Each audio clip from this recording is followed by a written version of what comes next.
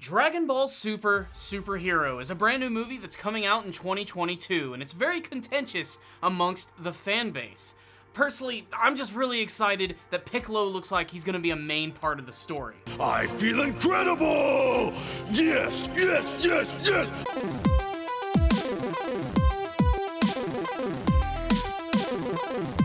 Powerful Nerdcast assemble! Stay dandy, baby. Greetings, my friends. It's time to take things to the brand new level. Jump on your flying Nimbus as we jump into another Dragon Ball Super discussion. Today, we're going to be talking about the brand new movie, Dragon Ball Super Superhero, a title which does not roll off the tongue. I'm not a big fan of this title. I think it's a little sloppy, but at least gives us a little bit of an idea of what this film is going to be about, somehow involving superheroes. That's topical.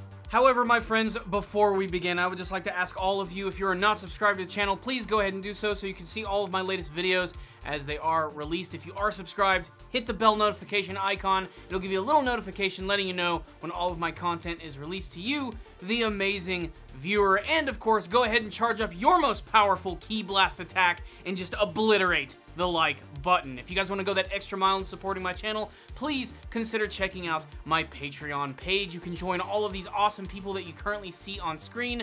They are the Super Saiyan producers of Ace Guru.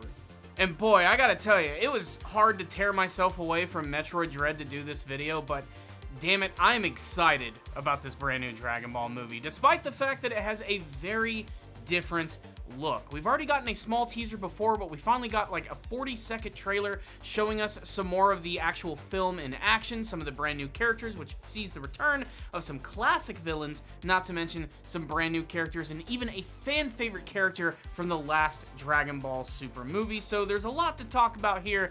Let's do just that. So let's get one thing out of the way, the brand new animation style. I don't hate it. I'm actually really surprised that I don't really have too much of a problem with it, although I totally get why a lot of people are not gelling with it, especially because I thought that Dragon Ball Super Broly had an amazing art style, something that lended itself so perfectly to Dragon Ball. I was kind of hoping that they would sort of stick with that, but c'est la vie. This is what we're getting. Let's swallow this pill and just accept it for what it is, but that doesn't necessarily mean it's out of the woods. This film is going to utilize a CG style with a lot of cell shading, but it still manages to retain that Dragon Ball look. In fact, this whole CG style might actually make the character design look a little more cleaner than usual. In fact, a lot of people have been comparing this to like a cutscene from like a Dragon Ball Z video game like Dragon Ball Z Kakarot, or maybe even the Fighter Z stuff, and I really liked the look of those, but I don't know if I necessarily wanted that look for like an entire movie. That being said, this trailer did at least alleviate some of my fears, showing that it's not going to look completely stilted and awkward, and they didn't look like a bunch of freaking puppets with fingers up their asses. Again, what I'm trying to say is that this was not the travesty that was the recent Berserk anime series. What a piece of shit. The manga's still amazing, so go check it out though. But getting back on track, I really don't hate the new look of this movie. I'm willing to take it for what it is, and if anything, it makes it all the more distinctive. As for what the actual movie is going to be about, that's still kind of a mystery, but this trailer does give us some clues. There's a lot of training going on in this film, and one of them is a sequence that's going to be very hard to miss unless you just like freeze frame it and pinpoint it. We actually get to see that Goku seems to be training with none other than Broly. Yes, he is going to be returning and being a big part of the story again. I really do hope. This is really exciting, but the stuff that's got me most pumped is that it looks like one of the main parts of the story is actually going to involve Pan. And I've never really been excited to see Pan until now, and that's because they've aged her up a little bit, basically implying that this entire movie is going to take place well after the Granola arc and probably right before the final part of Dragon Ball Z. But what I really love about Pan here is that she seems to be training with none other than Piccolo. It looks like she's going through the same school of hard knocks that Gohan went through way back in the day during the whole Saiyan invasion saga. Every single time Piccolo is thrown into the mix and he's made an important character, I'm all for it. He's one of my favorite characters from the series. I feel they do not utilize him enough. Piccolo training Pan is something that I'm very excited to see. I wonder if he's going to go as hardcore on her as he did with Gohan, just sort of dropping her in the wild, survive amongst the dinosaurs, and maybe that'll make you a little stronger.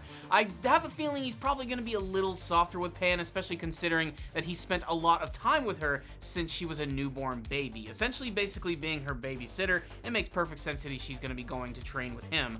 Also, they didn't really show it in the trailer or anything, but apparently Corrin, or Karin, depending on how you like to pronounce it, is also going to have a role in this movie. Yes, everybody's favorite sensu bean growing cat is going to be here, and I have a feeling this is also going to be tied to Pan's training. She might have to go through the same sequence of having to climb the tower in order to find him, catch him, and get a little faster. This is a great callback to the original, and it's also just a great reminder that yes, Corrin is a character that still exists. I love that little cat asshole. I'd also be remiss if I didn't mention that this film also confirms that Piccolo actually has his very own house in a very beautiful landscape. That's right, my boy Piccolo is holding down some real estate, and what I love about it is that it actually resembles the classic Namekian houses that we saw on the planet, and very resembling of the spaceship that they used when they went to Planet Namek for the first time, so nice detail there. But like all Dragon Ball films, there is going to be a threat, a villain to deal with, and it looks like this film is going to involve the return of, yes, the Red Ribbon Army yet again. I, for one, am glad to see the return of the Red Ribbon Army. Love them or hate them, I've always thought that they were very fun and colorful villains,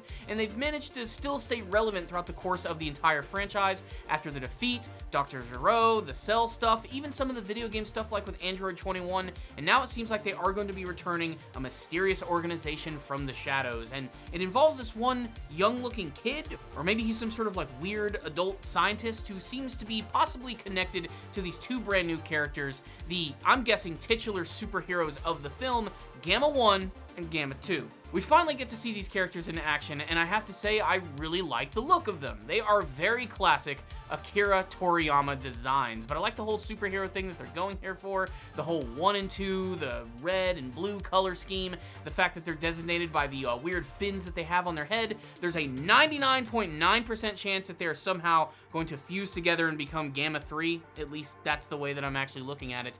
But it's hard to say what's really going on here. What I can infer from the trailer is that it actually looks like the Red Ribbon Army might be trying to frame Goku and his friends. There's this quick shot where they have some images of Goku, Vegeta, and Buu, and if you notice, they have these like real big evil grins on their faces, as if they're trying to make it seem like they're the real bad guys that they're going to be going after, so they can utilize Gamma 1 and Gamma 2 to try and take them down.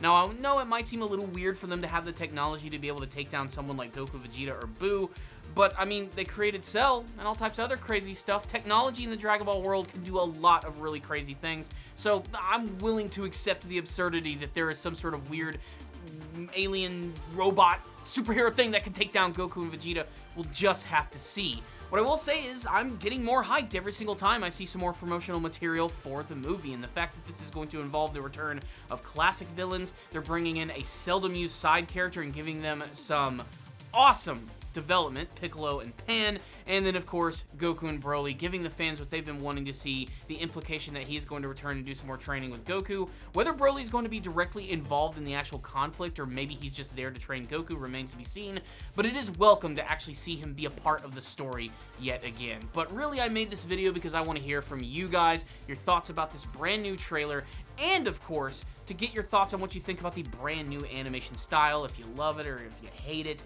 What did you think of the return of Piccolo and Pan for their whole training arc? Are you excited to see Broly return?